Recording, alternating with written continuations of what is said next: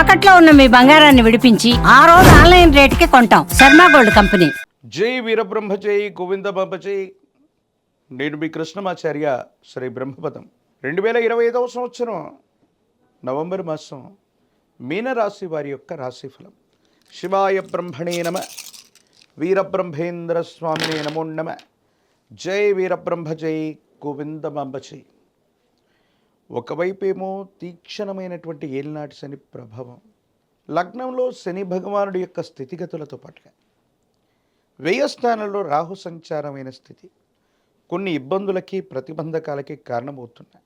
మానసికమైనటువంటి భావోద్వేగాల్ని నియంత్రించుకోవటం వల్ల అనుకూలవంతమైనటువంటి ప్రభావాన్ని చూపెట్టే అవకాశం ఉంది. వృత్తి, ఉద్యోగం, వ్యాపార సంబంధమైనటువంటి విషయాల్లో అనుకూలత లభిస్తుంది.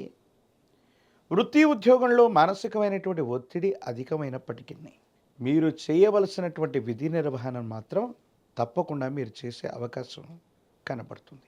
వ్యాపార సంబంధమైనటువంటి అంశాల్లో మాత్రం కొన్ని చిన్న చిన్న ఇబ్బందులు, ప్రతిబంధకాలు ఎదురయ్యేటువంటి అవకాశాలు ఉన్నాయి. కాబట్టి వృత్తి ఉద్యోగాన్ని వదిలిపెట్టి కొత్త ఉద్యోగంలోకి వెళదాం, లేదా కొత్త వ్యాపారంలోకి వెళదాం, కొత్త జీవన విధానంలోకి వెళదాం అనుకుంటే మాత్రం ఇబ్బందులు కలిగే అవకాశం కనబడుతుంది. కొన్ని విషయాల్లో కొత్త మార్పులు చేర్పులు ఏవి చేయకపోవటమే ఉత్తమంగా చెప్పచ్చు. ఎప్పుడైతే తీక్షణమైనటువంటి ఏలినాటి శని జరుగుతూ ఉంటుందో, శని భగవానుడు ఒక నిర్దిష్టమైనటువంటి క్రమశిక్షణతో కూడినటువంటి జీవన విధానానికి నాంది ప్రస్తావన పలుకుతూ ఉంటాడు. ఈ సందర్భంలో కొత్త ప్రయత్నాలు చేయటం వల్ల మనకు కొన్ని ఇబ్బందులు కలగటం, మానసికమైనటువంటి సంఘర్షణ కలగటం, ఏం చేయాలో అర్థం కాక, ఏమవుతుందో తెలియక సంఘర్షణతో కూడిన జీవన విధానంతో మనం ఉంటూ ఉంటాం. కాబట్టి ఈ విషయాల పట్ల తస్మాత్ జాగ్రత్తగా ఉండటం చెప్పదగినటువంటి సూచన. ప్రత్యేకించి వైవాహిక జీవితంలో భార్యాభర్తలకు సంబంధించినటువంటి అంశంలో మూడవ వ్యక్తి యొక్క ప్రమేయం చేత అపోహలు, అపార్థాలు, అపనిందలు వచ్చే అవకాశం ఉంది. ఒకరి వైపు మరొకరికి గౌరవం, ప్రపత్తులు కలిగి ఉన్నప్పటికీ అహంకారపూరితమైనటువంటి ధోరణి వల్ల, లేక అహం దెబ్బతినటం వల్ల బాంధవ్యాలు దూరం అయ్యేటువంటి అవకాశం ఉంది. ప్రత్యేకించి వివాహ సంబంధమైనటువంటి పరిస్థితులు, వైవాహిక జీవితానికి పరితపించే వాళ్ళు, వివాహం కానటువంటి వాళ్ళకి అనుకూలవంతమైన యోగం కూడా ఉంది. సంతానపరమైన అంశాలు బాగున్నాయి.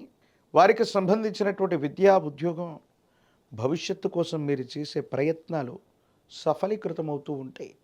ప్రత్యేకించి వారికి సంబంధించినటువంటి ఆరోగ్యపరమైనటువంటి అంశాల పట్ల కూడా తస్మాత్ జాగ్రత్తగా ఉండటం చెప్పదగినటువంటి సూచన.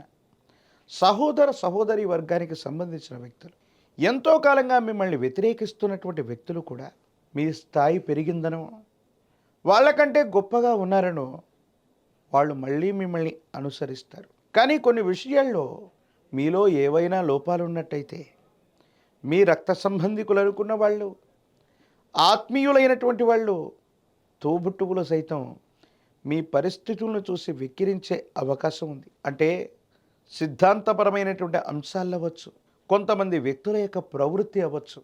ఎంతో కాలంగా మీకు దూరంగా ఉన్నటువంటి వ్యక్తులు ప్రస్తుతం మీరున్న స్థాయిని చూసి మళ్ళీ దగ్గర అయ్యేటువంటి ప్రయత్నాలు చేస్తారు.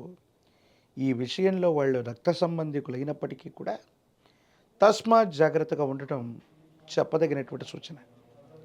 కొన్ని ప్రయోజనాల్ని పొందటానికి వేగవంతమైనటువంటి నిర్ణయాలు తీసుకోవలసినటువంటి అవకాశం ఉంది.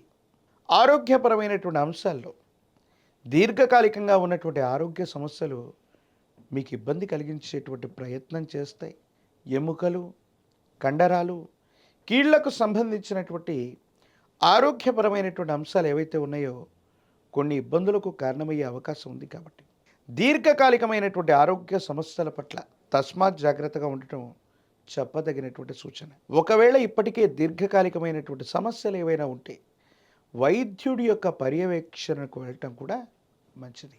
ప్రత్యేకించి వృత్తి ఉద్యోగంలో అవ్వచ్చు, వృత్తి వ్యాపారంలో అవ్వచ్చు, కొత్త నిర్ణయాలకు ఇది సరైనటువంటి సమయం కాదు. ఇప్పుడున్న జీవన విధానంతో, ఇప్పుడున్నటువంటి పరిస్థితులతో కొద్ది కాలం రాజీ పడితే అత్యున్నతమైనటువంటి మానసికమైనటువంటి సంతోషం కలిగినటువంటి పరిస్థితులు మీకు సొంతమయ్యేటువంటి అవకాశం ఉంది. భావోద్వేగాలను నియంత్రించుకోవటం యుగదాయకమైనటువంటి ఫలితాలకు కారణమవ్వచ్చు. రాజకీయపరమైనటువంటి రంగంలో ఉన్నటువంటి వాళ్ళకి అనుకూలవంతమైనటువంటి కాలం. వివాహం కానటువంటి వారికి వివాహ యోగం ఉన్నది. ఉద్యోగం రానటువంటి నిరుద్యోగులు ఏకాగ్రతతో ప్రయత్నం చేస్తే సానుకూలవంతమైన ఫలితాన్ని తప్పకుండా పొందేటువంటి అవకాశం కనపడుతూ ఉంటుంది. ఏది ఏమైనప్పటికీ కూడా సూర్య భగవానుడి యొక్క ఆరాధన చేయటం, ఆదిత్య హృదయాన్ని పారాయణ చేస్తూ ఉండటం, సూర్య భగవానుడికి నమస్కరిస్తూ ఉండటం యోగదాయకమైన ఫలితాలకి కారణమవుతుంది.